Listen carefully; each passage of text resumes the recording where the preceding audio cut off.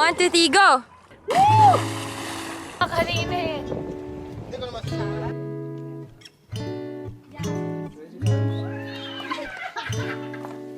Stop over. Just your feet. That's it.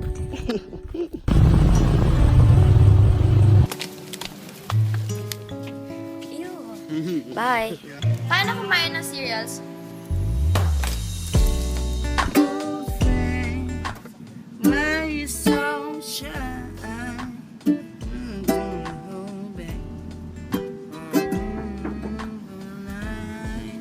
I hate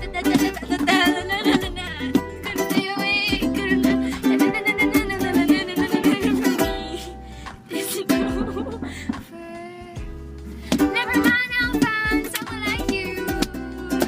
I wish nothing but the best for you. For the finale. Ladies and gentlemen, you're about to watch Daniel Padilla in The Magic Pencil. Hi! Ano po, So today, nag-aaral mag-drive ng manual si Bat. Man. Ba?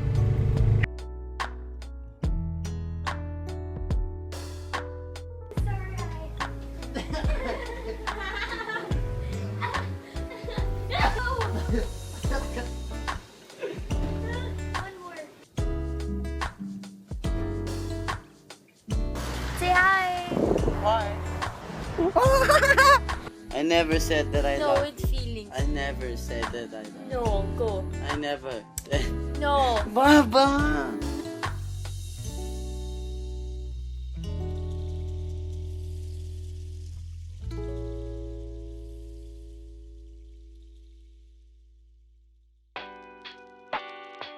Nung tinitingnan ko yung mga Polaroids, nung tinitingnan ko yung mga lumang videos namin, nung bago lang kami ni Deej, grabe pala yung pinagdaanan namin. Walang expectation at all. Of course, nung bata ka, pinapangarap mo to be a successful artist or kung anong gawin mo. Gusto mo maging successful sa bagay na yun. I never thought that I will get to experience that and be part of this love team na umabot ngayon na ginagawa natin 10 years. Hindi ko yun in-expect. Saan na ba kami nadala ni Catherine nung pagmamahal na yun? Saan na kami nadala ng pamilya ko, di ba? Isipin mo, saan ba kami galing dati? At nasa na kami ngayon? Ako hanggang ngayon talagang, wow man. Thank you Lord at thank you sa binigay niyo sa amin, di ba? Simple dream.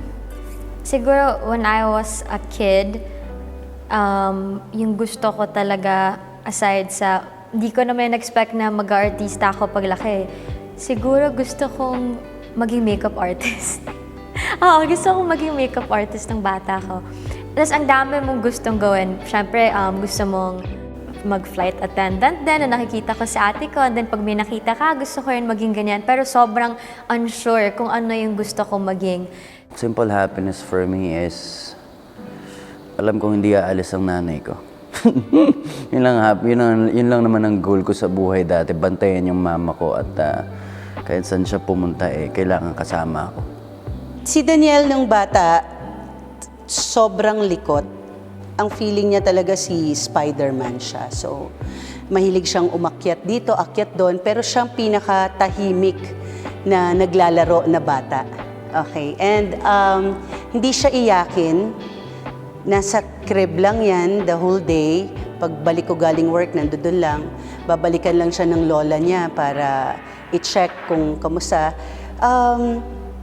I can say na hindi siya batang masakit sa ulo. I mean, ibig kong sabihin yung demanding. Oo. And nagsuschool, sobrang mahiyain, kaya wala siyang picture na yung mga program na magkakasama sila, nandoon sa likod, nagtatago sa classmate. Kaya dun sa kung saan na yung program, ang ingay ko. DJ, yung gano'n, nakakahiya sa mga magulang. Kasi kailangan ko siyang palabasin. Wala siyang picture na sa program namin because shy boy talaga. So, minsan naririnig ko yan, kakanta-kanta, pero nakatago sa likod ng kortina. Hindi siya masyado. But sobra siyang playful at masayahin siyang bata. Talagang Dahil kami sa bahay, maharot kami. Ako, I was only 19, turning 20 then. So, bata rin ng approach, diba? Kasi batang-bata lang din ako noon. So, yeah, hindi naman parang masyadong no, pero mabait na bata talaga si DJ nung baby siya. Ngayon na lang yan naging charot, hindi pa. Wala pa ba tayo doon? Okay, wala pa tayo. Nung bata, di tabi ching-ching. Medyo brown complexion. Medyo madaldal. Nung bata pa siya, ang hilig niya lang talaga, parang lumakad-lakad, umarte. Kasi nagagaya siya sa mga ate niya before. Entertainer siya kasi medyo hindi siya nahihiya. So, pagka may bagong bisita sa bahay, may bagong dating, siya nag-e-entertain talaga. Basta madaldal, kwento-kwento, kahit nabubulol-bulol. Kumaga walang dull moment sa kanya. Since nasa province kami, parang wala sa isip ko na yung mag-aartista siya. Hindi ganon eh. Basta lang, lahat sila, lahat na anak ko, even yung lalaki ko, lahat naka-enroll sila sa personality development, sa ballet, sa jazz, yung mga activities na ordinary lang sa probinsya. It's just because si ate, yung panganay kong anak, nandito sa Manila na nag-aaral. Then, siya yung nabigyan ng mga talent, siguro mga talent manager, nakita siya sa mall, binigyan ng card. Siya yung may hilig mag-artista. Then, one time, summer, instead na mag-ballet si Kath, inaya niya dito sa Manila. Sinama niya, sinali niya sa Little Miss You. Siya yung nagsali doon. Then, after that, nag-start na yon. Nag-umpisa na ng BTR si Catherine. Since chubby-chubby siya, then mahaba yung hair, laging na i-invite mag-BTR. Sa Makati yun, ang layo sa probinsya namin. Kasi si papa niya, okay lang sa kanya eh. Yan, nasasamahan ko from Cabanatuan to dito sa Manila just to attend the BTRs. Hindi nagre-reklamo si Catherine noon. One time, may exam sila noon sa school. Pero kailangan umattend kami parang 4 o'clock yata or 3 o'clock in the afternoon. Kailangan nasa Makati kami. Pinagpaalam ko siya, pinol out ko siya sa school. Then, para lang umattend doon sa, parang final casting na noon. Then, punta kami dito sa Manila. Ang traffic. In short, hindi kami nakaabot. Nandito pa lang kami sa May Gawing Kamuning, tumatawag na yung caster. Makakaabot ba kayo? Ganyan-ganyan. Sabi ko, nandito pa lang kami sa Kamuning, kaya ba?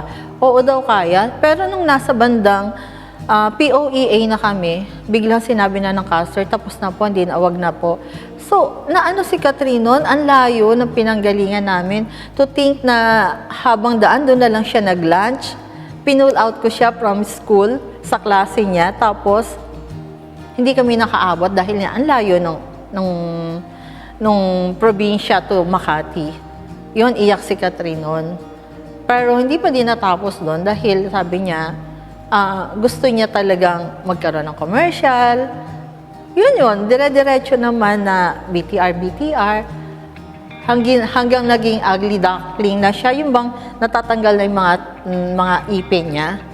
Doon kami nag-stop kasi sa BTR gusto nila buo yung ipin ng talent. Bukod dun sa katotohanan na kailangan ko na ng katuwang, at nagkataon na nakita ko sa anak ko na meron siyang something na isang nanay lang ang magsasabi, nakakakita at naniniwala nun. So, I held on to that faith na makita lang tong anak ko sa TV. May maniniwala bukod sa akin. Nung panahon na sinasabi ko sa kanya na sige na anak, try mo lang. Kasi may kasama kasing paniniwala yun na alam ko na merong magandang mangyayari sa kanya. At alam niya yun dahil inuulit-ulit ko sa kanya. Siguro kakapush ko ng, anak, kaya mo yan. Hindi anak, gwapo mo dun sa TV nung nakita kita, mga ganun, diba? So, ikaw muna bilang nanay ang nagbibigay ng lakas ng loob. That support itself ang nagbigay kay Daniel, nag-open ng konti dun sa hiya na hindi talaga yan, hindi ko akalain na gagawin niya yung sinabi kong pinatatawag ka anak, gusto ko lang makita ni Mr. M and si Tito Douglas Quijano promised me na pag 40 ni Daniel, siya ang magdadala kay Daniel sa ABS, kay Mr. M. Tinupad niya. 14 si Daniel, tinawagan ko si Tito Dogs. Dinala niya after a week. Dinala niya kasama ako sa Star Magic, inintroduce niya. After 3 days, namatay si Tito Dogs. So, for me, talagang nakahulma. Talagang naka-destiny na hinintay ni Tito Dog si Daniel for 14 years. Tinupad niya yung pangako niya na dalhin si DJ doon. That was the start. Yun pa rin ang pinangahawakan kong umpisa hanggang ngayon. Maraming beses, minsan tatawagan ako ni Carla kasi nung time na yun, nagtatrabaho din ako. So tatawagan ako ni Carla na, Do, pwede mo bang samahan si DJ? Magta-taxi lang kayo kasi pupunta sa ganun, wala kasing sasakyan. So, o kaya pipila siya. Eh, si DJ, hindi siya talaga parang decided pa eh. Kaya parang laro lang sa kanya lahat yon. So parang pupunta ba ako? Anong gagawin ko? Mag-aantay? Madali lang ba? Yung ganon. So ganun yung ginagawa ni DJ noong mga panahon na yon. Kaya parang para sa akin, relax lang siya. Hindi siya masyadong G na kailangan ako yung makuha. Relax lang siya. Hindi niya kailangang paano doon, pasikat kagad. Oo naman. Doon naman talaga nagsimula. Like, kahit extra ka lang sa commercial, di ka nakita. Proud na proud ka doon. Kasi, meron siguro akong, na-amaze ako every time nakakita ka ng artista, may napapanood ka sa TV na I never thought na one day ako pala yung sarili ko yung mapapanood ko sa nakikita mo sa billboard, sa magazines. Kaya siguro until now, sobrang surreal ng mga nangyayari kasi pinapangarap mo lang yun before. As in, pawisan ka sa pila na whole day ka pipila, tapos pag nandun ka na, parang mga 30 seconds lang, tapos okay ka na, tapos tatawagan ka kung pasok ka sa final casting. Pero kung hindi, sorry, next time, pila ka na lang ulit. So, para siyang naging routine sa akin na kapag may VTR sa Makati, automatic yun, ipupull out ako sa school. Pag may nakikita ako siguro ngayon ng mga nakapila or nag-audition, sobra akong, natutuwa kasi ang nostalgic ng feeling na ganun ka nagsimula before. Yung first na nakuha namin was spaghetti sauce. Parang may drive-thru lang doon, tapos sabihin ko, 2 McJolly spaghetti please. Tapos may drive-thru, pero hindi siya McJolly, yun yung name ng sauce, spaghetti sauce siya. Pero never ko napanood yung commercial na yun. Pero yun yung first time na na-feel ko na nag-shoot ka for a commercial. Nung 6 ako nun, mga 6 years old siguro. Pero siguro isa sa mga masasakit na mangyari sa'yo as a kid, yung rejections. Nasali siya, naging semi-finalist siya. Hindi siya nakarating sa finals kasi hindi siya nanalo. Sobrang iyak siya nun dahil alam niya, kaya niya. Nag-catch yung director, takbo siya sa akin, iyak siya. Sabi niya, papakita ko sa kanila, magaling ako. Kaya ko to. Sabi niya gano'n. Ang liliit pa niya, gano'n ang thinking niya. Nagmaka-conscious ka, parang may mali ba sa akin, ganyan-ganyan. Kasi ang daming gustong mag-artistang bata. Tapos yung ibang mga tao, parang hindi nila na-handle ng maayos, especially with the young ones. So yun yung tumatatak sa'yo. Growing up na hindi ka good enough, na mas magaling sa'yo ito, ganyan. So, nagiging competitive ka in a way, tapos in a way yung self-esteem mo, medyo natatamaan siya. So, siguro malaking effect yun sa akin. So, that's very important na, kaya sa pamangkin ko sinasabi ko, huwag kang mag-artista. Parang huwag kang mag-artista hanggat di ka pa ready kasi ayoko na mag-ganito yung, maset yung utak mo sa ganitong standards ng mga tao. So, I was aware at a very young age sa reality na irreplaceable ka and hindi ikaw yung pinakamaganda, hindi ikaw yung pinakamagaling, parating may mas sa'yo. So, kailangan parate i-prove mo yung sarili mo. Ganyan si mama. Kung anong iisipin ng ibang tao sa'yo, na sobra kong conscious na baka hindi nila magustuhan kapag ginawa ka to, or maybe they won't like the way I dress, the way I talk, mga ganyan. Iniisip ko parating iisipin ng ibang tao. So, lumaki ako na parang awkward, which is sad. That's not nice. I was a kid, so I think it was normal for me. Diba? Normal yun yung buhay namin. Pero, hindi natin maitatago na nagsastruggle yung Ermat at pamilya namin. Diba? Yun lang yung normal sa akin. Pero, sa totoong buhay, yung Ermat ko, hirap na talaga. Diba? Hindi na, apat kami magkakapatid. Nandun yung lola ko, nandun yung mga pinsan ko. So, nasa isang 2-bedroom condo unit kami na mga 11 or 12 people kami nandun. So, imagine ko paano kami nagkakasya doon, di ba? Hindi ko lang kinakaya na nakikita na rin yung Ermat kung nahihirapan ng panahon na yun. Kasi maaawain akong tao eh. Normal din sa akin yun na sobrang, alam mo yun, nakita ko lang yung Ermat ko na pinapaypayan yung mga kapatid ko.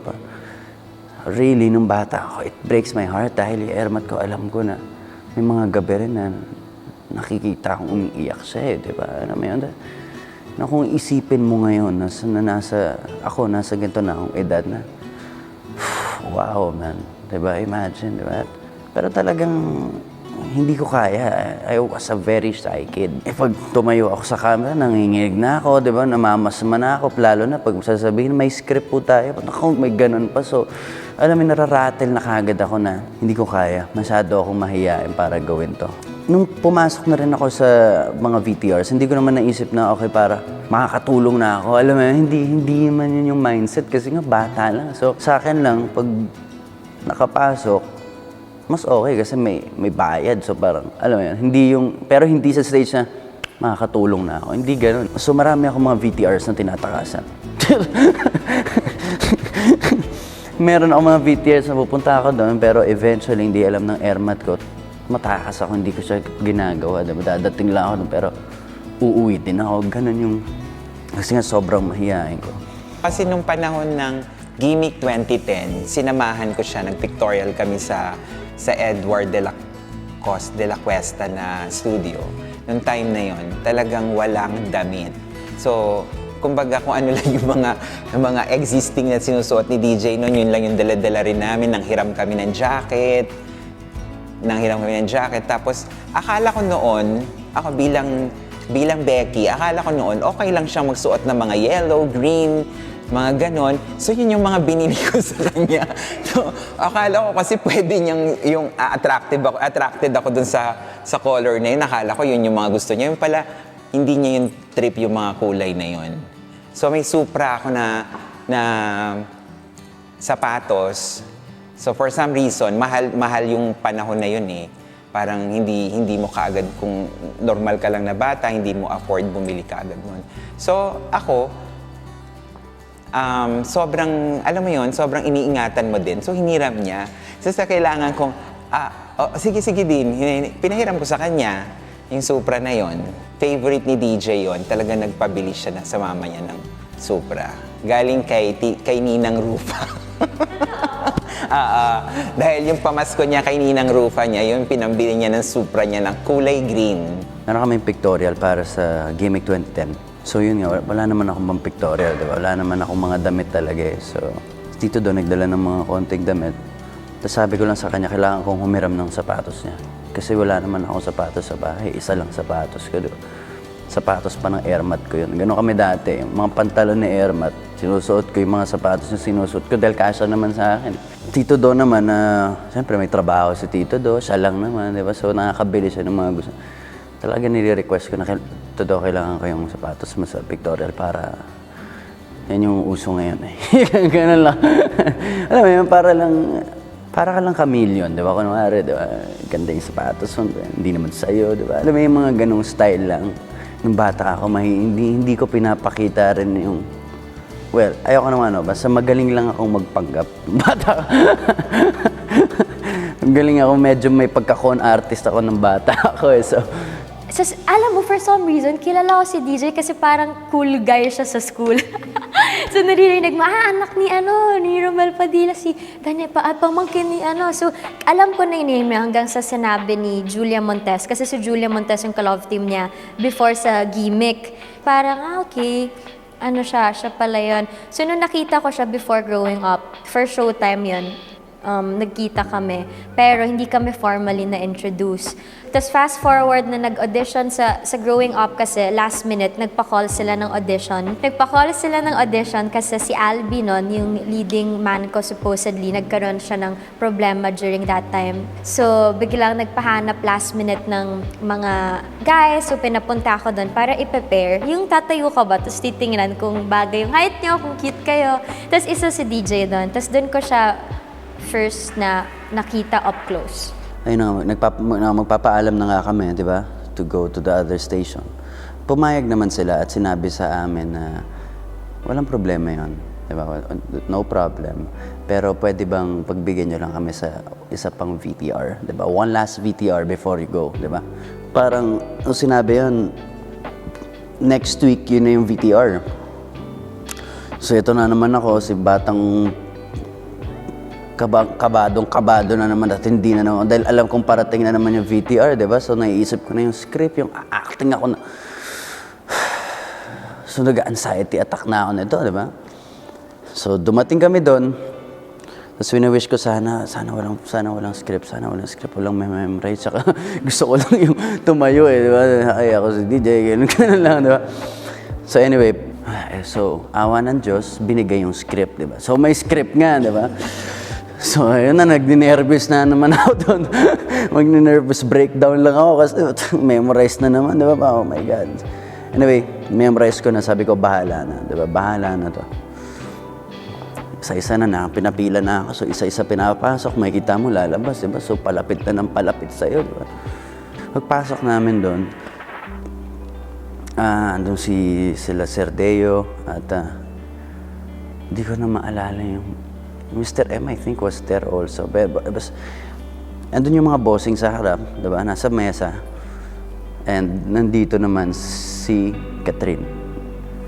So, pasok ako. Siyempre, kilala ko na si Catherine dahil Mara Clara and Going Bulilit. Lahat yun alam ko dahil mahilig ako sa TV, bata pa ako. Talagang addict ako sa TV. Sa TV, ha? Yung Super Go, siyempre, kasi si Makisig din yun eh. Siyempre, kaedad, yun ang kaedad namin, di ba? So, kilala ko lahat ng mga artista doon, di ba? Si Catherine nandun, so, nervous na ako. Ano pong kailangan gawin?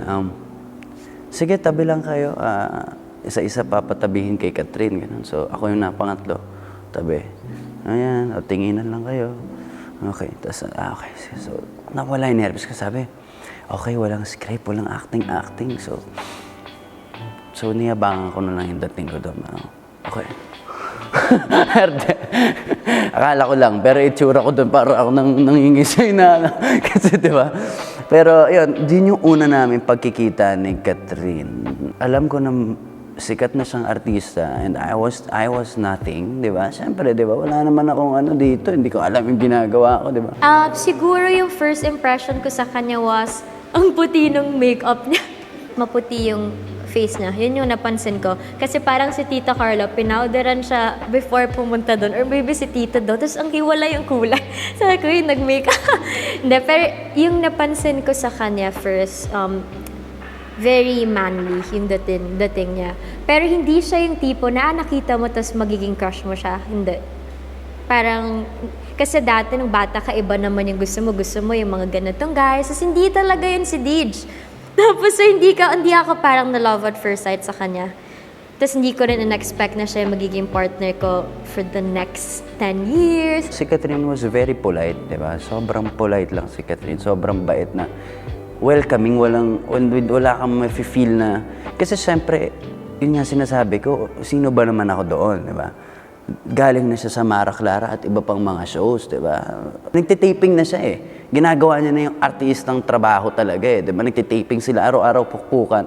Tapos ako ilalagay na magiging kasama niya na wala namang alam, di ba? So, pero hindi mo nakita sa kanya yun. Diba? She was very welcoming, she was very polite. Mukha kasi siyang very lalaki lang, yung mukhang mayabang, tapos mukhang wala namang pake masyado sa akin. So, zero idea ako na mag-work siya. Beautiful times yung growing up. Super beautiful times for me. Kasi yung edad namin nun, yun yung medyo... Yun yung sinasabi nating awkward stage di ba? Pero kami hindi kasi pare-pareho kami awkward stage. So we belong together, di ba? Alam mo yung mga batang trip namin, di ginagawa namin. Yung cast nun, si Kiray, si Neil, nung nakasama ko sila dahil nag-workshop kami.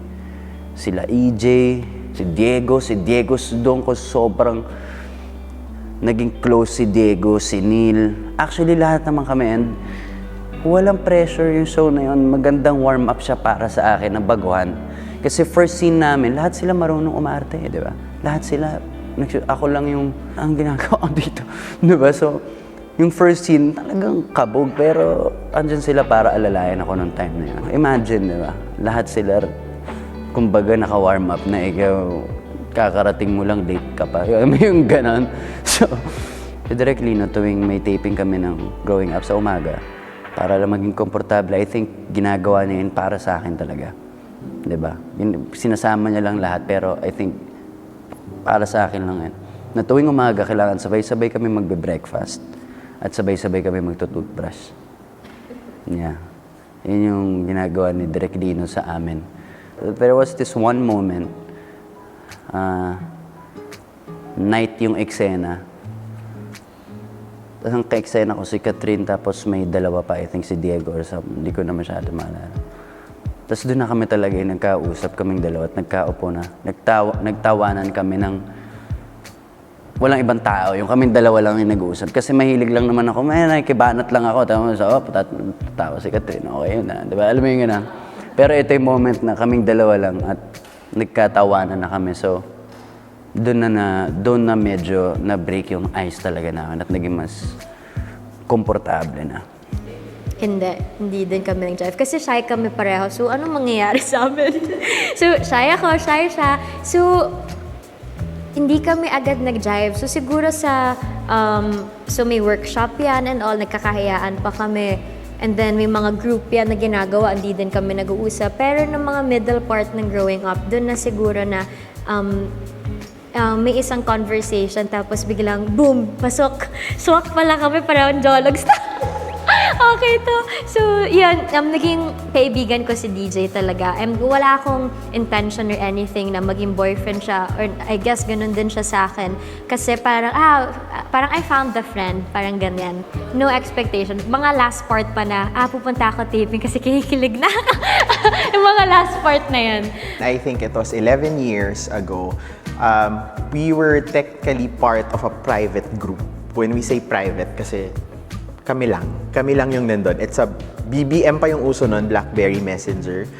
There's a group with Catherine, Julia Montes, and our good friend, si Takas Queen, and me. So kami pa lang yung nandun.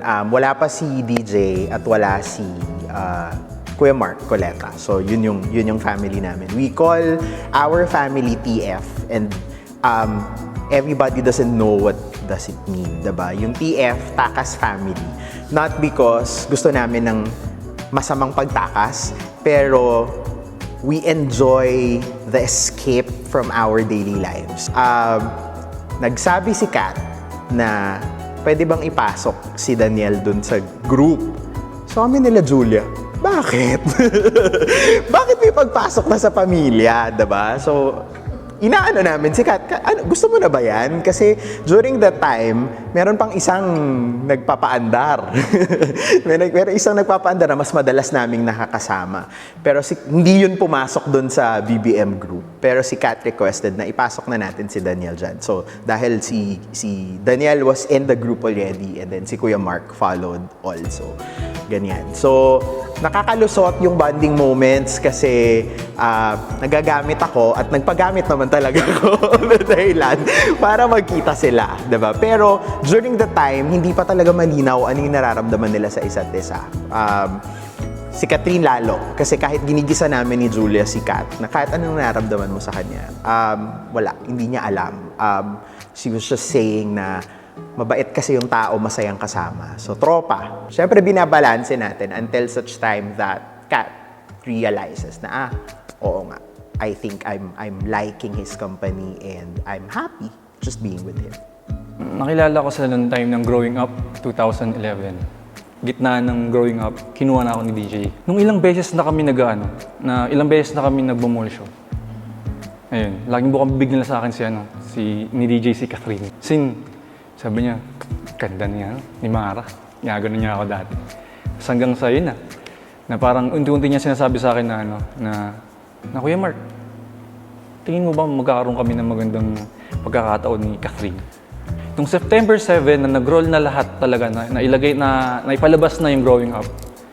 May shot kasi doon na nagtugma sila, ang tinginan. Basta nag-spike si DJ, kasi volleyball yung scene eh. Tapos ko parang ngayabang, maangas yung datingan sa acting niya. Tapos bigla nagtugma yung mga mata nila. Tapos doon nagsimula talaga na naalala ko, nung pinreview yun, sabi ni DJ, kasi lang yun hindi siya masyadong masalita kasi parang, alam mo na, doon ko siya niloloko-loko na.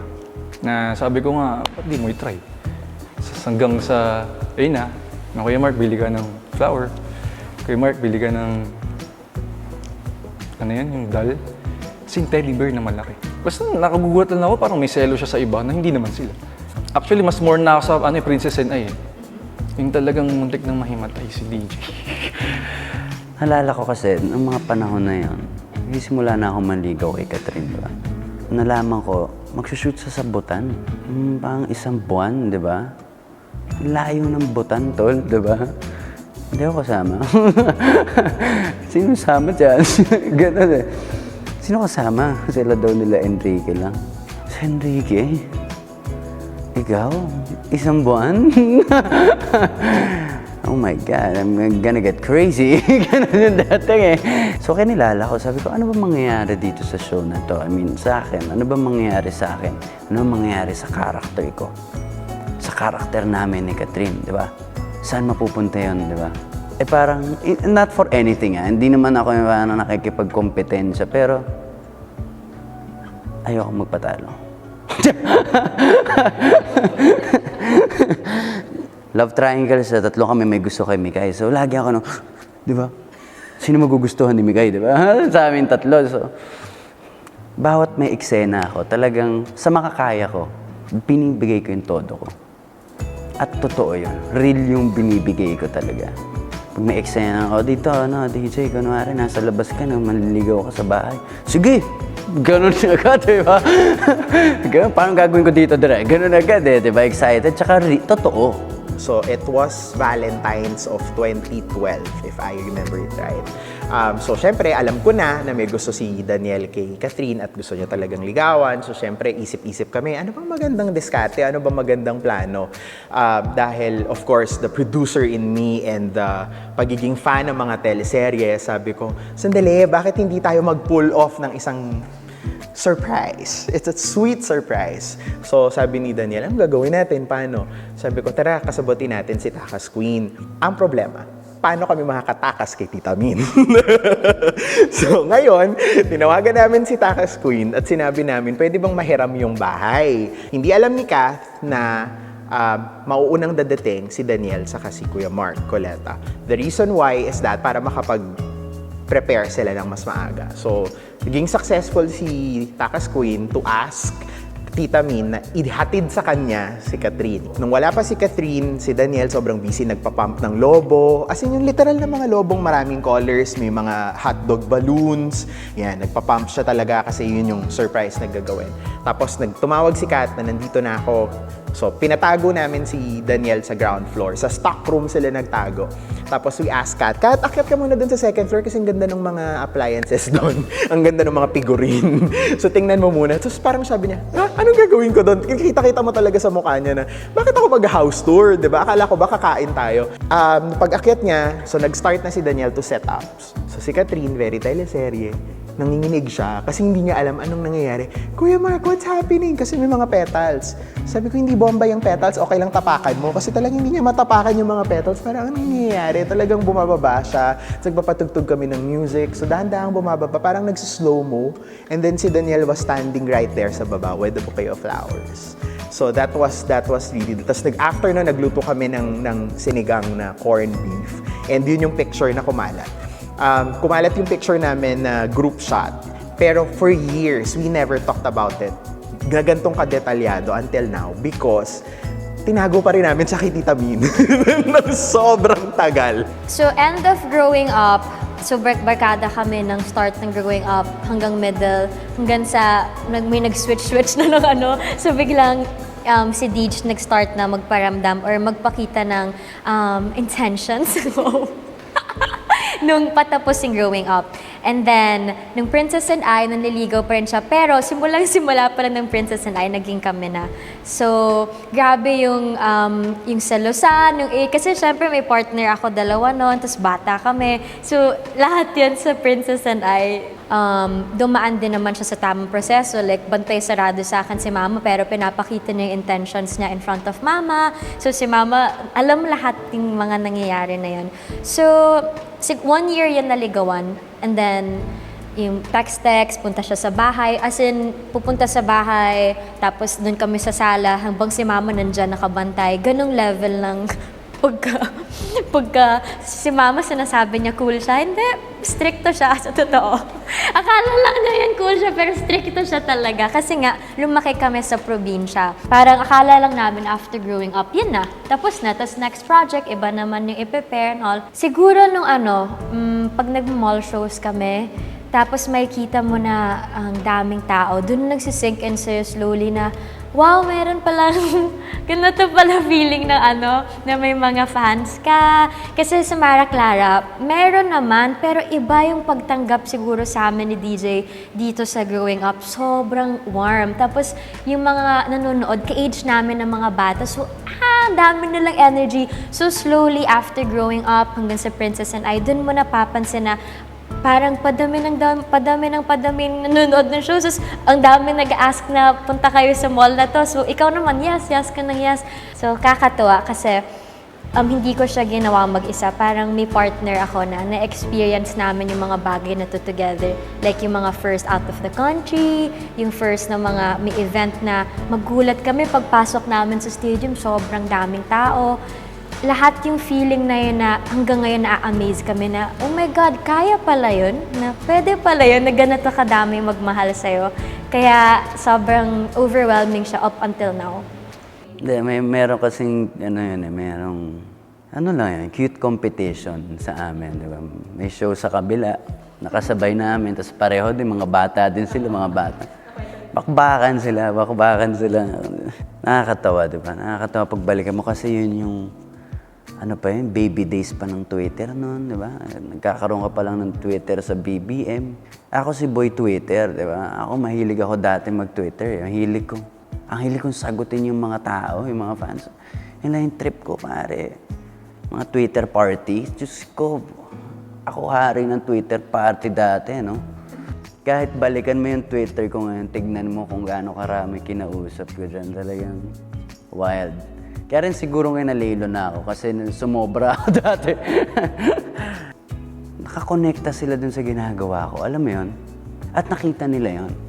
Kasi in the first place, bakit sila magre-react ng gano'n, di ba? If I'm not even trying, di ba? Parang, pag di mo naman binibigay, wala namang babalik sa'yo, di ba? Binigay ko. Well, yun lang yung opinion ko doon, di ba? Kaya siguro nila na-appreciate at pare-pareho kami bigla ng frequency. Oh my God, kung bata ka tapos nakita mo, andun ka nung kami nung may Gino versus Joe basketball game.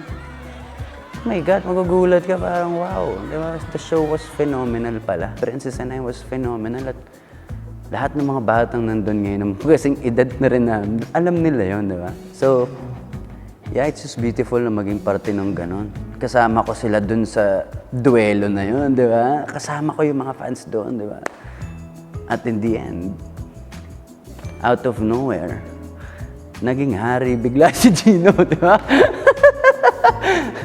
Well, it was not smooth, di ba? Iba-iba yung, kasi una, na-shock ako sa taping, di ba? Nabigla ako, nagganon pala. Ang haba ng taping, Diyos ko, wala nang tulugan pala, di ba? Yung mga bagets pa kami, di ba? So parang, wow, what's happening? Ganon na yung feeling. Buti na lang at andun si Catherine. Ako lang yan, tapos ganon yung trabaho. I don't know kung magsusurvive ako nun. Pero nandun siya, so kasama ko siyang ginagawa yun. So sabi ko, I'm gonna be okay. So eventually, yung Princess and I, ginawa ng mga, I don't know, sino ko, I think the management, parang sinali nila yung fans. Sinali nila yung fans dun sa show. Ako, hindi ko naman naisip din no, na magta-top si Catherine or magbibida. Then si Kat din, ganon. Parang second lead lang siya, yung mga ganon. Natutuwa lang ako pagka nakikita ko siya sa TV, ite-text ko lahat yung kaklase ko, kamag-anak, o manood kayo, ganyan-ganyan. Nung nakita niyang ang daming tumatangkilik na fans, nung nakita niya na meron ng pumapalakpak, yung marami nang nakaka-appreciate, marami nang tumitili, na nagkaroon siya ng, na-shock yan ha, parang, wow, totoo ba may mga ganon, diba? So, yun yung turning point nung nakita niya yung support ng fans na ramdam na ramdam. Ang gusto ko nga ma-share dito yung experience ng mga shows na talagang parang unbelievable. Doon ko yata na-develop yung parang nervous ko. Hindi, yung parang feeling mo, may talagang zombie apocalypse na nangyayari. Yung mga fans, yung mga ganun. Yun yung talagang hindi ko kayang hindi maikwento eh. Sobrang grabe yun. Na nandoon kami sa stage ni DJ na kinakausap ko siya na, DJ, tumingin ka sa mata ko kasi parang ako ang sisenya sa'yo kung tatalon ka dito sa kabilang stage. Nandoon kami sa may parang Pampanga na mataas yung stage, nagkakagulo. So, kailangan kong ialis si DJ na pagkatapos ng kanta niya na yon, binibilangan ko na kailangan ko na siyang tanggalin sa stage kasi gaganunin na ng mga tao eh. Nangyari yun na si Catherine pa lang yung lumabas, tapos gumanon na yung tao. Grabe, hindi ko naman naabutan yung mga iba't ibang, yung mga pinakaunang artista, pero natatakot kami parati kung paano namin ipoprotect yung Katniel dun sa dami ng nagmamahal sa kanila na hindi mo na sila makontrol. Nagaganon talaga sila, dudumugin nila. Kaya kailangan ko na talagang bantayan yung ganon. Tatanungin ko anong oras, saan kami lalabas, saan kami papasok, marami bang tao, may exit ba. Ganon talagang pinerfect ko na talaga yung buhay na yun. Alam mo, pag pinapanood mo sila, parang, they really deserve kung nasan man sila ngayon. Nakaka-proud na parang hindi ako nagkamali na hinangaan. Hindi ko pa sila nakakaharap personal, pero tingin ko kagad mabubuti silang tao. Kasi di ba, ang sabi ng matatanda, hindi lahat ng magagaling na tao mabuti. Pero ang mabubuting tao, magiging magaling. So, yun kagad ang tingin ko sa kanila, mabuti silang tao. Minsan, hindi ako nahihiya kay Tita Min. Yung anak ko, kumain na ba? Yung anak ko ngayon, ang payat-payat. Natawag ko na rin anak si Catherine.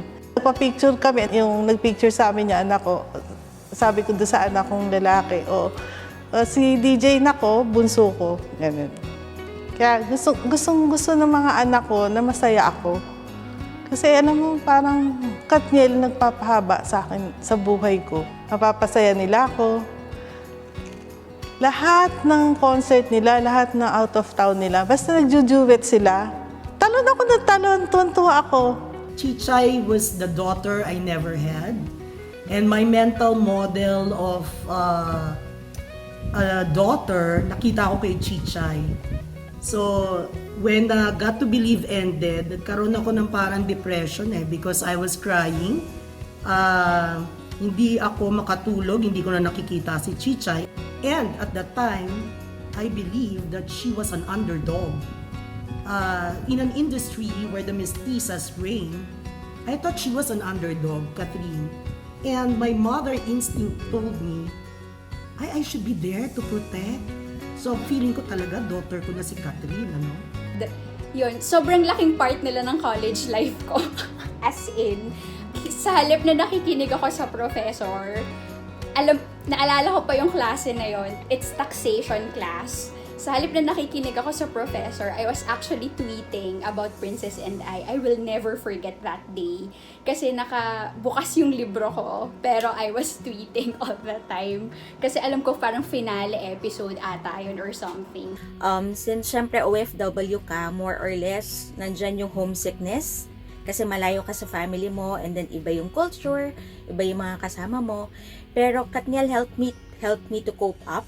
Actually, dumating ako sa point na parang tinatanong ko sa sarili ko, worth it ba tong, alam mo yun, although kinikilig ka or ganyan. Parang worth it ba? Parang maano ba siya na parang yung iba kasing tao, syempre hindi naman lahat alam nila yung pakiramdam ng isang fangirl.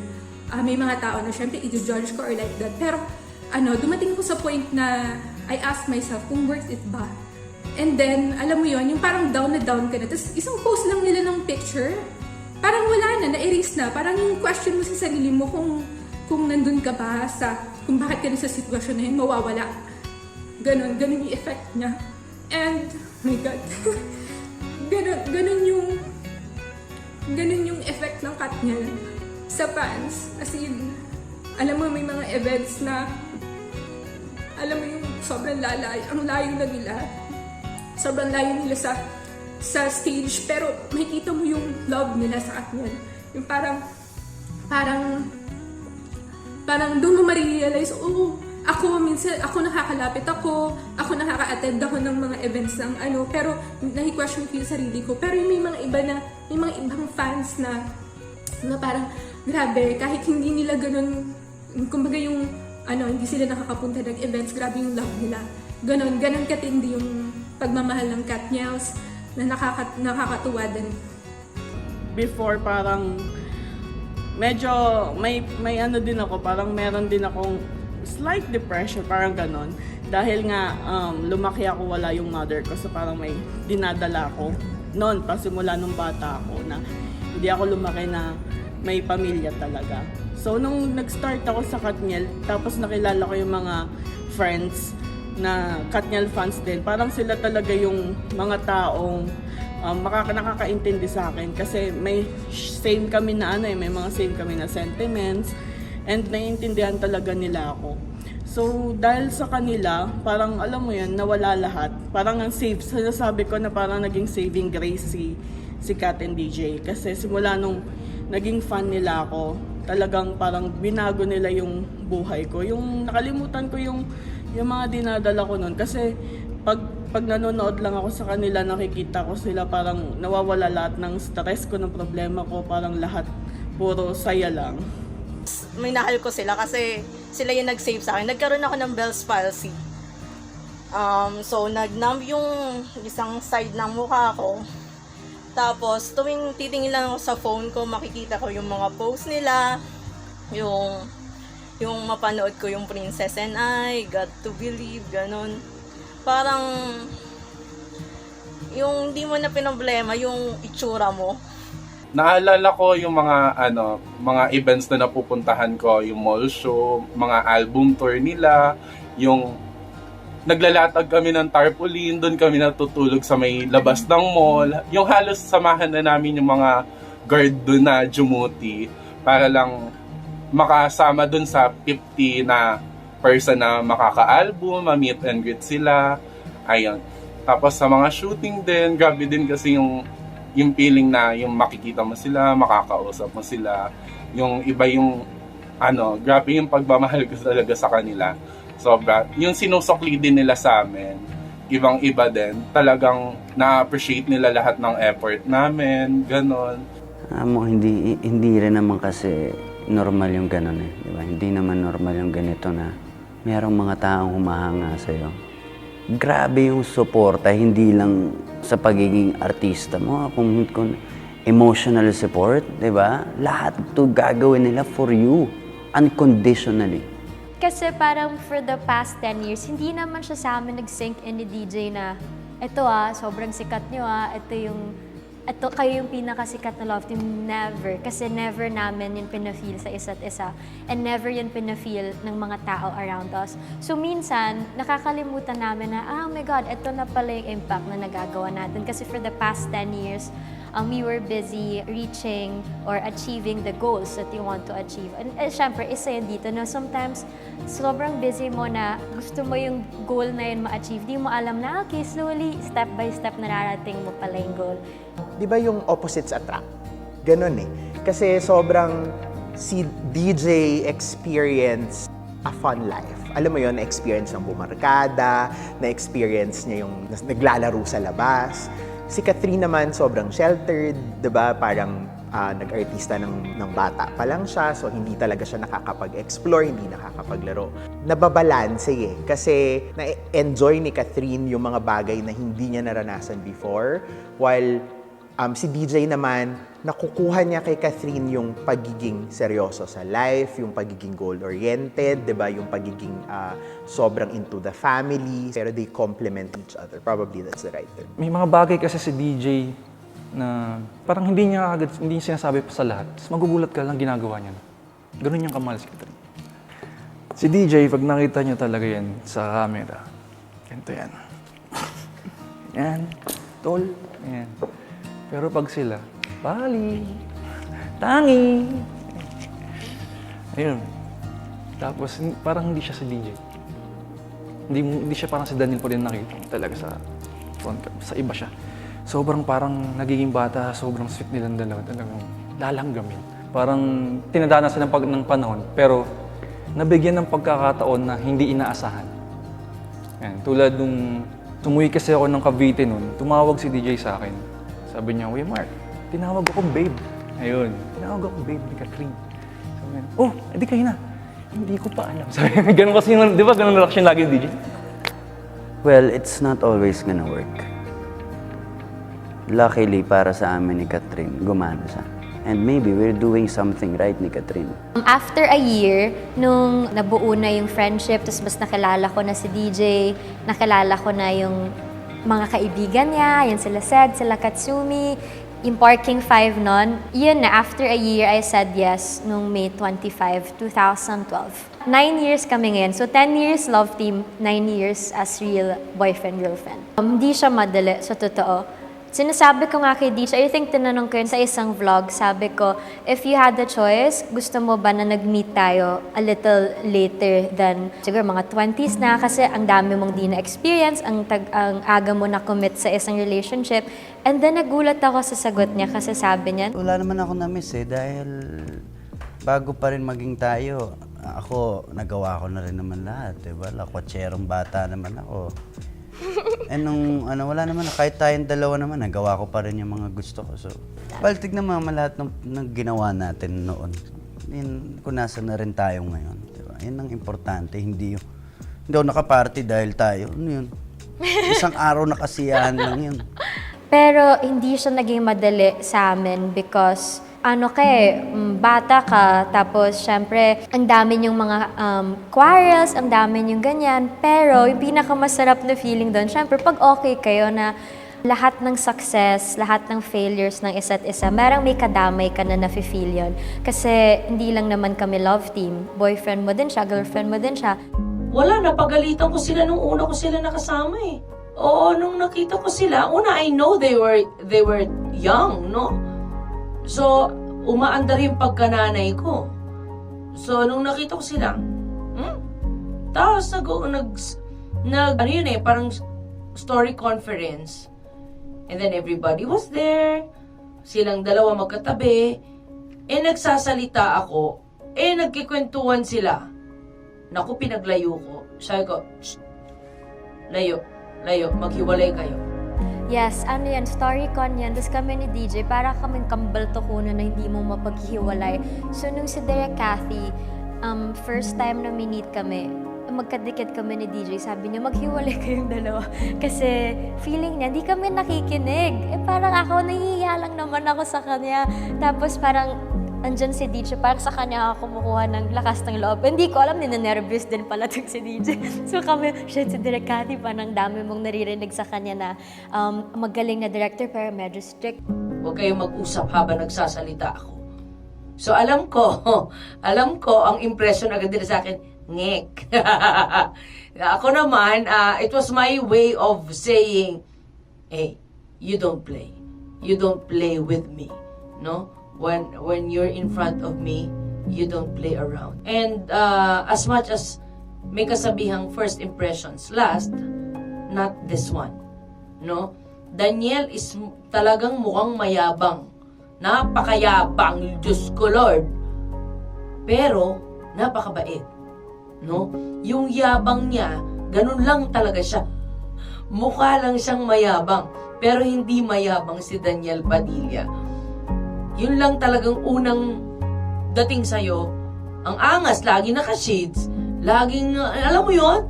Pag naglakad, pag nagsalita, talagang akala mo ang yabang. But got to believe, paved the way, no? Sa aming relationship ng Kathniel. Yun, I will never forget when in the first few days of our shoot, if not the first, no? Nasigawan ko si Daniel. Nasa third floor siya, nasa ground floor ako. Natilian ko talaga siya. Tapos after nun, tumawag na si Carla Estrada. Bakit daw nasigawan ng anak niya? So pinatawag ko si Daniel. Sabi ko, may problema ka ba sa pagsigaw? Opo, sabi niya. Apparently, Daniel doesn't want to be shouted at. Hindi siya yung gano'n. So hindi sabi ko, sige, pangako, hindi na kita sisigawan uli. But, you listen. If you don't, you'll get it again. From then on, we were more, open to each other. Pag medyo sisigaw na ako, gaganyan yan. Sisigaw ko na naman. So somehow, Daniel taught me how to calm down. He taught me parang to lie low. Well, as you know, they mature. That's why when we did She's Dating the Gangster, the mandate was to level them up, no? In terms of maturity, not just in acting, but more so in real life, na in real persona. And totoo naman yan, hindi naman natin mapipigilan that tumatanda talaga tayo, no? Each day, each year. So nung nakasama ko ulit sila, they were a little different na. They were not the young ones that when I first saw them. Well, totoo naman na ang mandate talaga sa She's Dating is makapagpakita ng ibang facets, no, ng acting nila, ano pa ang kayang gawin ng Kathniel. According to many, no, due to research, parang ang tingin pa sa Kathniel ay mga bata. Parang ang level of competency nila in question pa. So, She's Dating the Gangster was one of the ways to show that, hey, these kids know how to act. These kids deserve the adulation that they get. And may ibubuga ang dalawang to. The versatility of the two were put to a test, no? In She's Dating the Gangster. And, yeah, to me, with flying colors nila nagawa naman. Natatandaan ko nakakakilig talaga kasi sila. Parang ang natural talaga nung kilig. Kasi 'di ba grabe si Daniel na mag-pronounce, mag-declare talaga nung kung gaano siya kasigurado na gusto niya tong si Catherine at that time. Na parang, wow, 'di ba? Parang bago sa paningin, bago sa pandinig yon. Tapos, yung tema kasi ng pelikula, 'di ba? Parang about great love, 'di ba? Na parang may feeling ako, parang even up to now, when you hear Kathniel, when you see Kathniel, you know na ay pang matagalan, 'di ba? Parang sila din, parang great love. Kasi binagay din namin yun sa kanila eh, 'di ba? Yung opening line nga, isa sa mga opening lines nga nun, 'di ba? Parang ang swerte ng mga tao who find yung great love nila at an early time. So talagang ako sinulat ko yun for them kasi ganun yung tingin natin sa kanila, 'di ba? Parang ang swerte naman itong dalawang to, bata pa sila, 'di ba? Nagkita na, alam na nila. So I think tumatak yun. And so even up to now, parang as a love team and as a couple, you know, that there's great love between the two.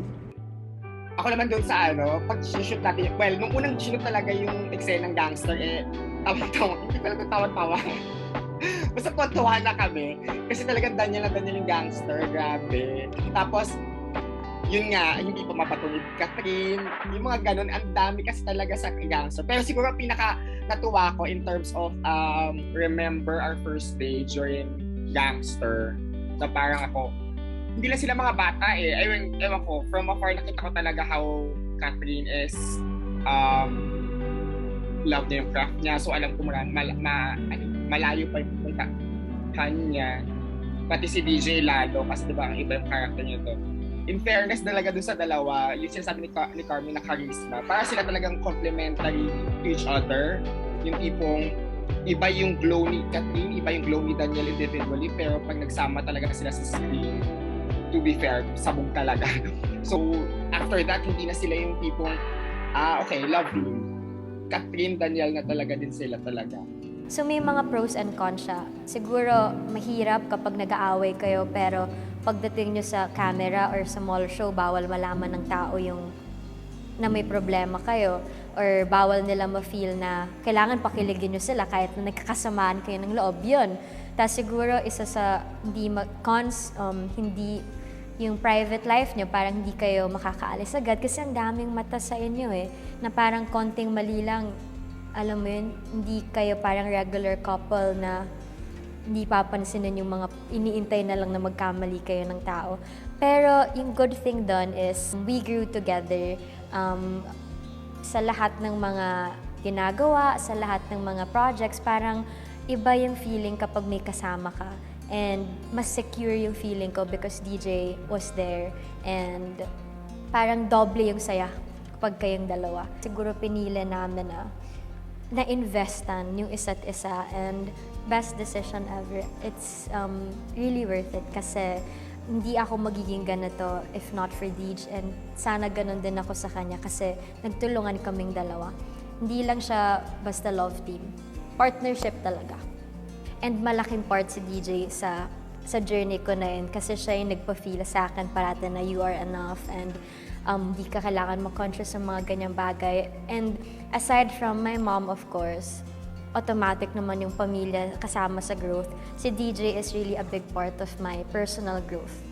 Relationship namin ni Katrina hindi perpekto. Okay, hindi siya perpekto, hindi lang siya masaya, 'di ba? Love. Hindi lang gano'n, 'di ba? Maraming nangyari at ako nagkamali. Siya may pagkakamali. Inayos namin pareho. Pinili namin yung love above all, 'di ba? Ito na yan partner ko na to Partner ko na tong tao na to, and hindi ko kakayanin mawala sa akin yun. Pero sa akin kasi, alam mo yun, hindi ko na kayang bitawan tong taong to. And dahil sa mga ganung bagay, hindi mo napapansin. Nag-grow na rin kayo. Ang ganda ng companionship. I'm just very lucky to have her as my partner in life. At masaya ako na binigay sa akin ng Diyos yung isang ganitong kabuting tao. Hindi lang siya, kundi yung pamilya niya. Para ako ay magabayan din. Doon naman yun Yun naman ang hinahanap ko sa isang tao, di ba? Yung taong maapektuhan ng buhay ko at babaguhin ako sa magandang paraan. Di ba? At yun yung ibinigay sa akin. Pati yung relationship nila, na-witness namin yung mga, di ba, yung mga kaswitan nila, pati away nila, mga away tampuhan, di ba? So parang, nakita mo talaga malayo from teeny gangster to nagtatakal na sila ng isang relationship story sa The House of Us. Malaki yung tinalon. And ang dami rin kasi nilang pinagdaanan in between. So, you see those, yung the years, 'di ba, that they experienced. Yun yung translate nila through George and Primo.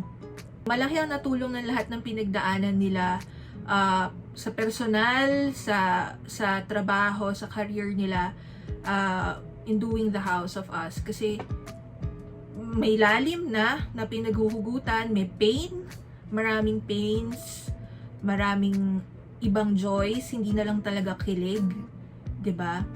And even their love, as Kath and Daniel, parang ang dami ng pinagdaanan ang dami ng naging test dun sa dalawa, dun sa relationship nila, na nalagpasan nila lahat.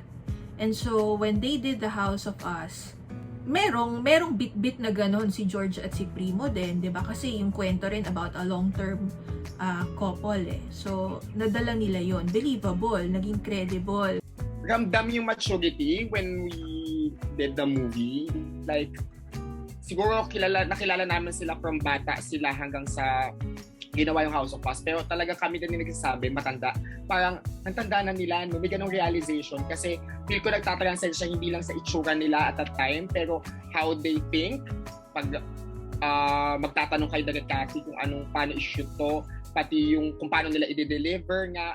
Doon nagpe-play up ata siguro talaga yung sinasabi ni Carbs na lumalalim na talaga sila. Doon talaga namin na nakita siya. Kaya naging ganun din yung kinalabasan ng House of Us. Ang totoo-totoo. Kasi actually, masasabi ko lang din dyan, sa lahat ng projects na I've been with them, yung House of Us hindi sila nag-aaway.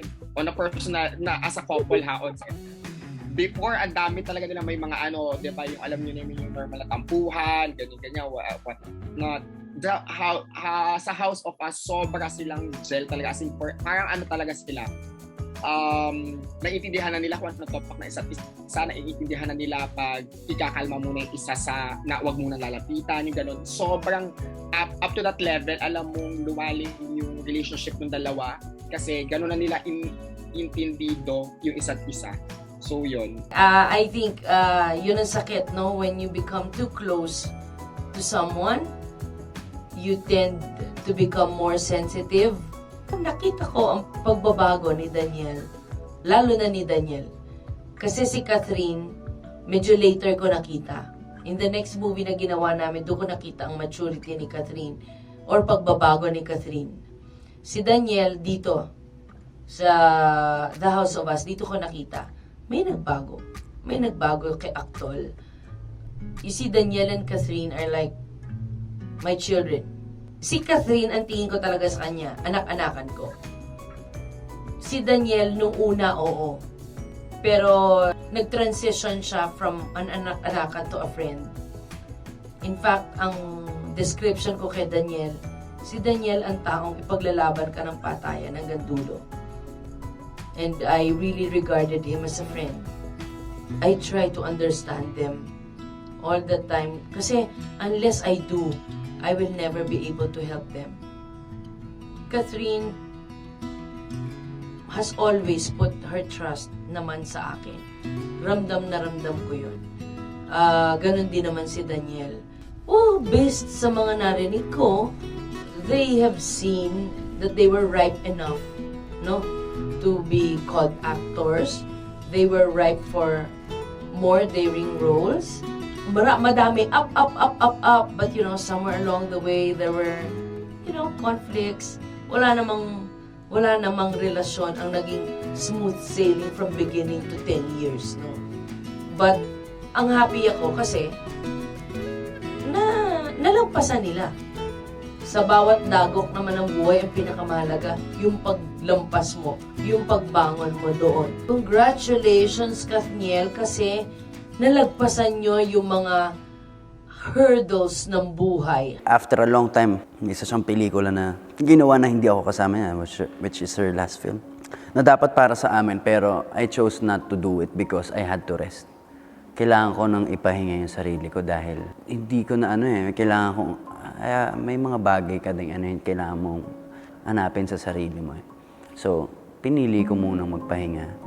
At yung film na yun, ginawa nila. Which was really beautiful. And dahil sa mga ganung bagay, hindi mo napapansin. Nag-grow na rin kayo. Nung hinahatid ko siya sa airport, di ba? Nung aalis siya, di ba? Isang buwan. Yun yung moment na alam mong pinipili mong mag-grow yung partner mo. Diba? Kasi may choice naman akong pwedeng sabihin ko, huwag mong gawin yan, di ba? Di naman ako kasama mo di ba? May ganun Pero yung moment na yun, yun yung I'm doing this for me, but also I'm doing this for her, di ba? I'm giving her this chance. Hindi pwedeng selfish tayo Magiging, maybe it's gonna hurt, and I know it's gonna hurt. Pero still, I'll do it. Hindi pwedeng ganun na pipigilan mo yung tao para dahil ayaw mo o feeling mo may something, di ba? Hindi pwede. Yun yung mga bagay na tinuruan kami mas maging matibay. Alam mo kasi inunahan ko eh. Inunahan ko sila eh. Inunahan ko sila na maging positive yung outlook nila dito. Yun lang yun, di ba? You have to, ikaw dapat ang magsimula eh. Para, kasi sino magsisimula sila? Sasabihin nila, di ba? Ako magsisimula at sasabihin ko, okay lang yun, di ba? Ganun talaga. It will happen, di ba? So, pinakita ko yung attitude ko na ganun na, okay yan, susuportahan natin yan, okay? E di naging okay sila. And ano nangyari, di ba? History, di ba? So, ganun eh. I think Hello, Love, Goodbye, that year was one of the hardest in terms of relationship namin ni DJ. Kasi it's a year of growth, a year of personal growth. Kaya sobrang nakarelate din sa character ko na yan. I think common decision, mutual decision namin ni DJ na I think it's time na you do your thing. Ito naman yung sa akin. Kahit yung sa ABS, yun din yung sinabi. Kailangan lang ng isang project pang break and then tsaka yung reunion project nyo, challenging sa relationship namin. Kasi pinag-uusapan na dito, hindi lang yung mga away namin nung bata kami na nagsiselos, hindi lang naman yun eh. More of yung growth mo. Bakit naman, kung wari mangyari yan kay DJ, parang sino ka ba na napaka-selfish mo naman kapag ipagkakait mo yun sa tao na to just because hindi ka kasama doon. Yung success ng sa Hello, Love, Goodbye, like yung sinabi ko sa post ko, my success is yours and your success is mine because if not for DJ, hindi ko magagawa yung Hello, Love, Goodbye kung di siya pumayag and if he didn't allow me to fly on my own. And you needed that support, you needed that someone to push you para sabihin na, kaya mo yan, parang chini-cheer ka. So, wait lang. Okay. So, sobrang nahirapan si DJ noon. Sure ako na sobrang, pag nakikita ko siya, alam ko iba siya noon, yung mata niya. Grabe, sobrang lungkot niya. Pero hindi siya naging selfish and he allowed me to grow on my own because he knew that I needed that. So, sinasabi ko sa kanya parati na hindi siya part ng Hello, Love, Goodbye, pero napakalaking parte niya sa success ng Hello, Love, Goodbye. Kasi he allowed me to fly. And mahirap yan for him, pero hindi siya naging selfish. So, hindi lahat ng partners makukuha mo yan na yung iba pwede kang, hindi, kayong dalawa lang, kaya naman natin to, pero hindi. Sinabi niya na it's time and kakayanin ko yun. And nakaya ko siya because of DJ. Yung buong journey na yan. Never niya pinafeel sa akin na mag-isa ako. So, nagme-message siya sa akin, magsasend ng photos, tapos pinuntahan pa niya ako. Yan, kasama sila Pee-wee-san. And kailangan ko yun kasi hirap na ako sa movie. Tapos hirap ka emotionally kasi ayaw mo gawin yung isang bagay na hindi kasama yung tao na to, na nakasanayan mo. So parang, syempre gusto mo mag-work tong Hello, Love, Goodbye, pero ayaw akong magawa yan na wala, yung success wala nun si DJ, ayaw ako na matalo nun yung House of Us, ayaw ako na, alam mo yun, kasi ayaw ako ma-feel na iniwan ko siya. Ayaw ako ma-feel na naiiwan ko siya. Yun talaga. And nakita ko yung struggle nun kay DJ, pero sobra na lang akong sinuportahan. Kaya after that, mas naging buo kami ni DJ. Kasi siguro kinailangan ko din yan para sa sarili ko kasi ang dami kong questions nun sa sarili ko eh. Ang dami kong kailangan i-prove sa mga tao during that time. And then, yun, after that, grabe, naging solid naman talaga pagkatapos nun, up until now. So, I am really grateful na dumating yung Hello, Love, Goodbye sa amin because it changed us and how we are as boyfriend-girlfriend. Sobrang takot nun. Sobra. Pero si DJ sinabi niya, wag mo isipin, parang kung ako nga pumayag, diba?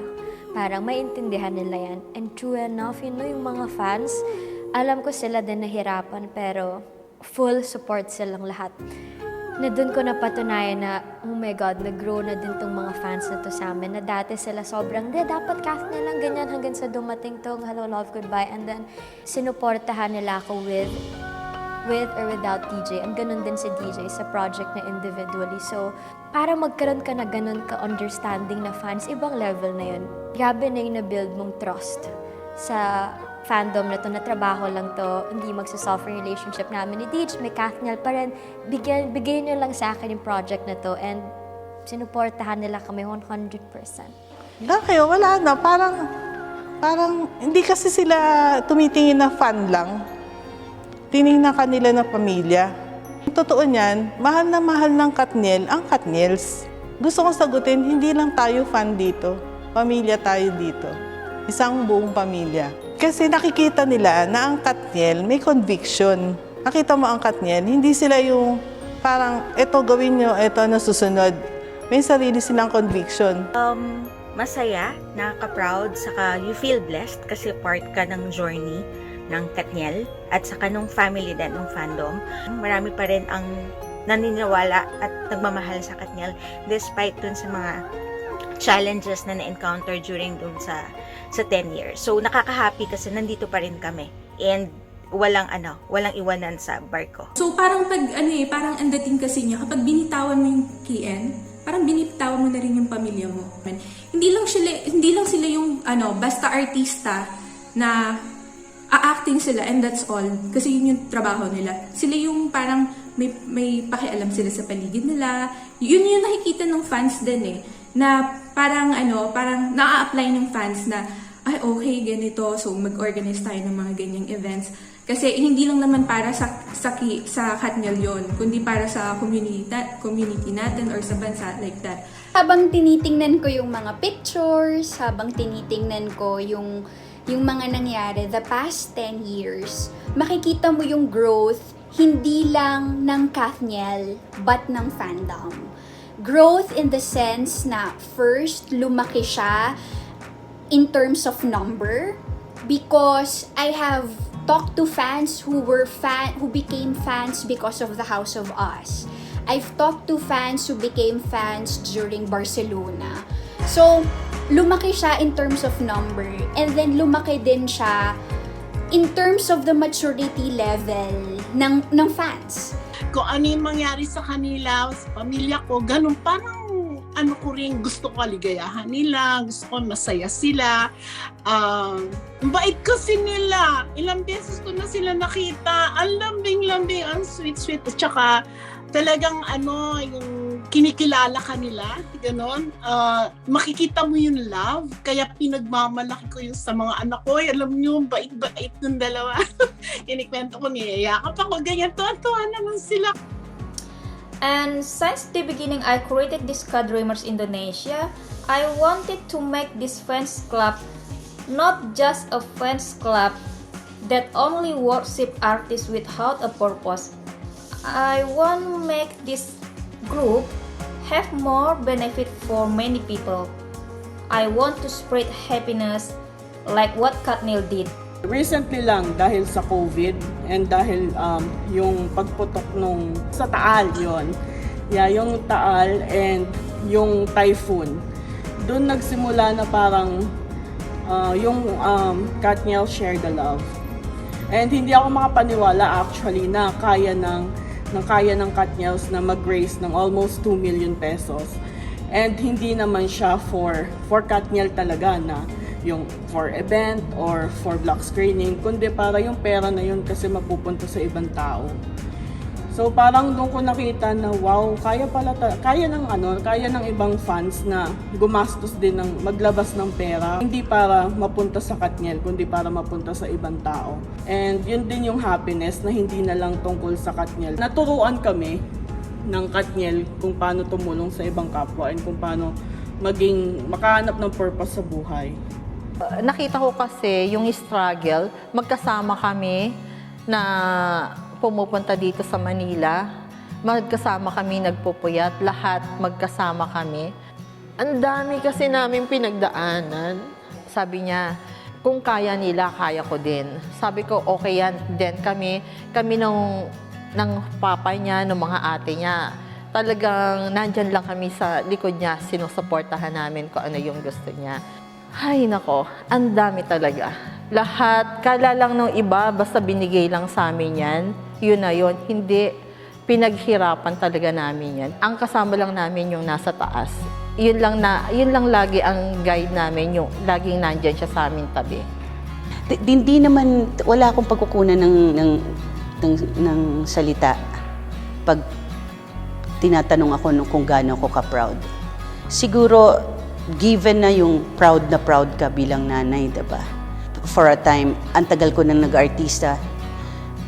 Tapos biglang nakilala ako bilang nanay ni Daniel Padilla. Hindi nga nila alam na I'm Carla Estrada. Nung bagong siya, yan ang mami ni Daniel Padilla. And sabi ko, wow, mas masarap pala to kaysa yung nag-uumpisa akong Carla Estrada. Ang sarap-sarap ng feeling na mas kilala ako bilang nakatingin pa si DJ.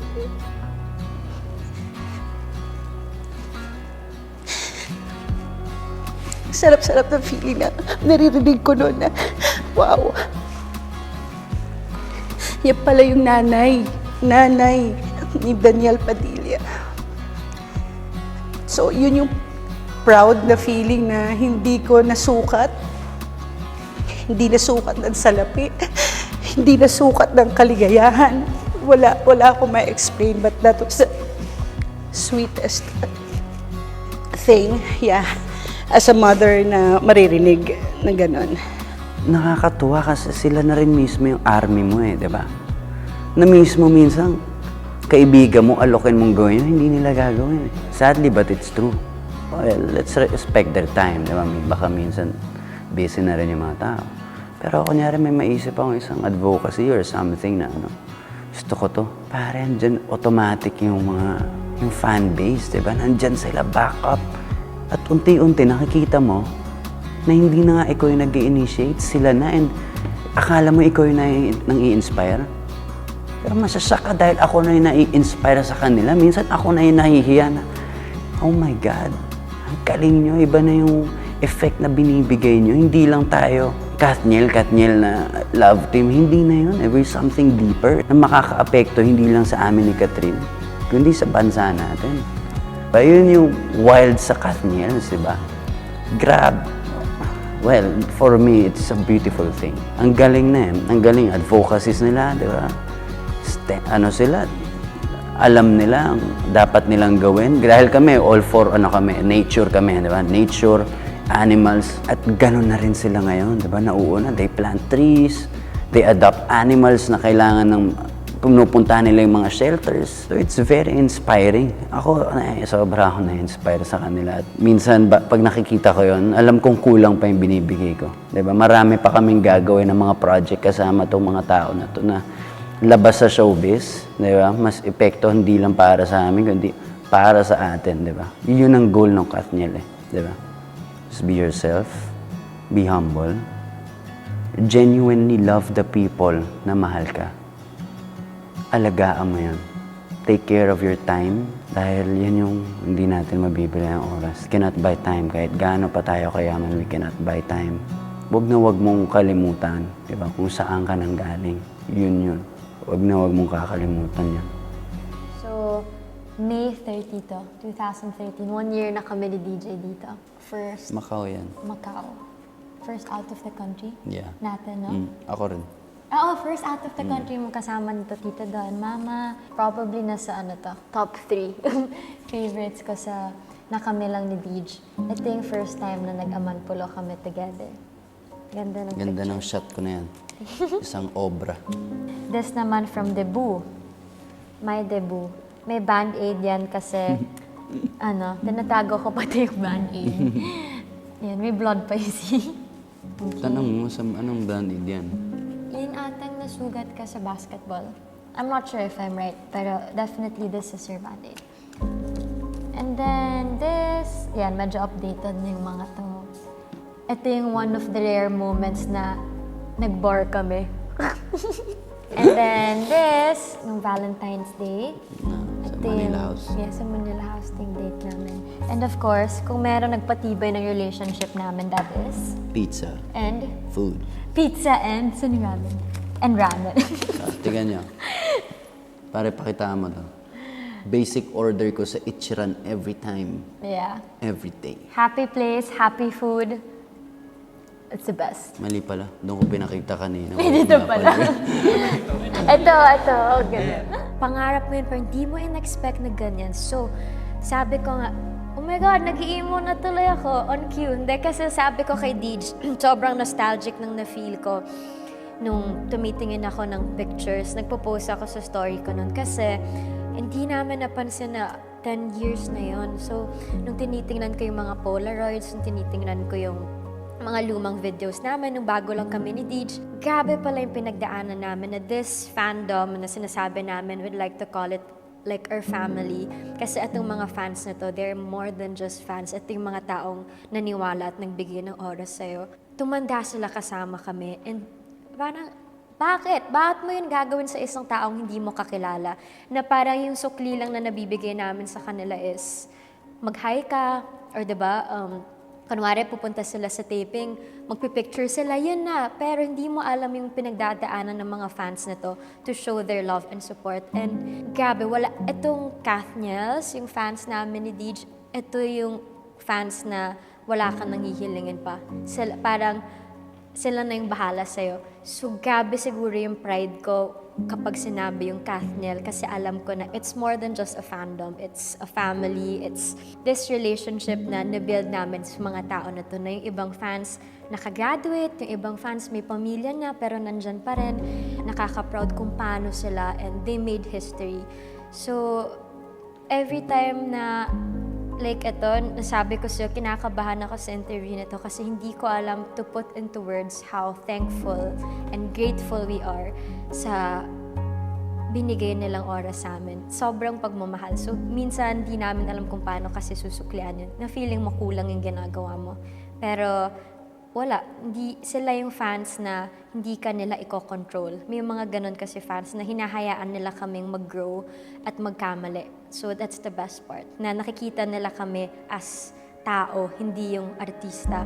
Siguro yun yung isa sa napaka-fulfilling na parte ng trabaho namin kapag minahal ka ng tao, not because of Catherine na nakikita nila artista, minahal ka nila kasi tao ka din, na nagkakamali ka, hindi ka perfect, nasasaktan ka.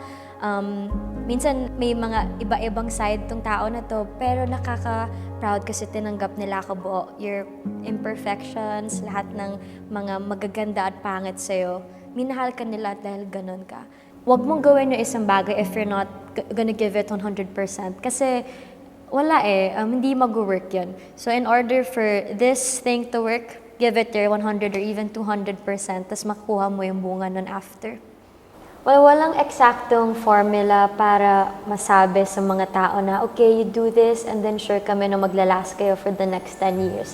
Kasi kanya-kanya yan Pero siguro kung may mga bagay na nag-work sa amin, first, that would be hard work because lahat naman to, hindi to nangyari lahat overnight. And kailangan tinrabaho namin siya pareho ni DJ, tinrabaho to ng mga fans. And then second would be a good support system. And we are very lucky to have that.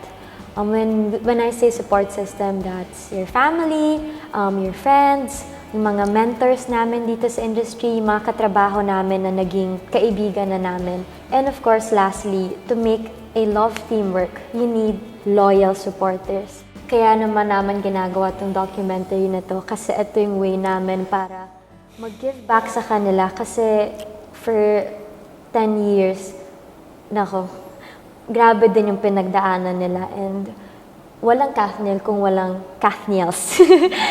So yun yung top 3 secrets, I think. Hindi man secret.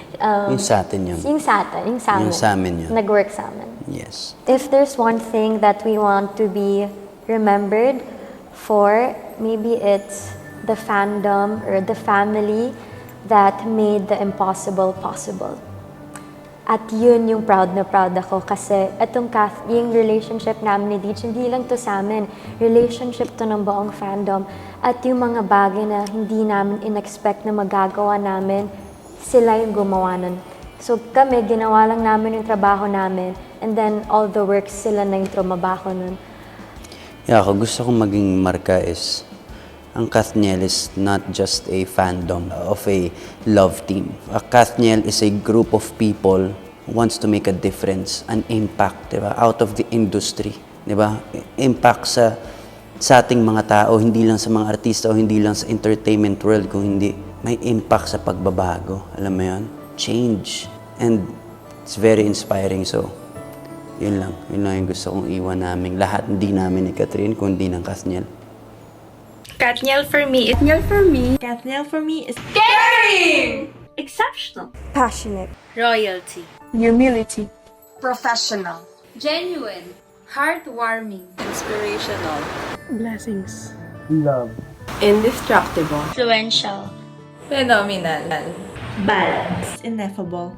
unbeatable, treasure, Uplifting. authentic, Anchored. Unstoppable. Is exceptional. Undefeated. iconic, sensational, Charismatic. solid kayo. Katniel sa kalam. Roller coaster na lang.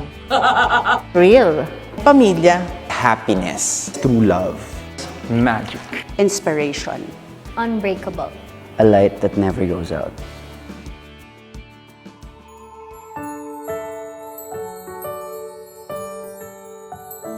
Gusto kong mawala, maligaw. Ubusin ang gabi at araw. Lumipad at tumakbo, Basta nasa piling mo, ikaw na ang aking mundo.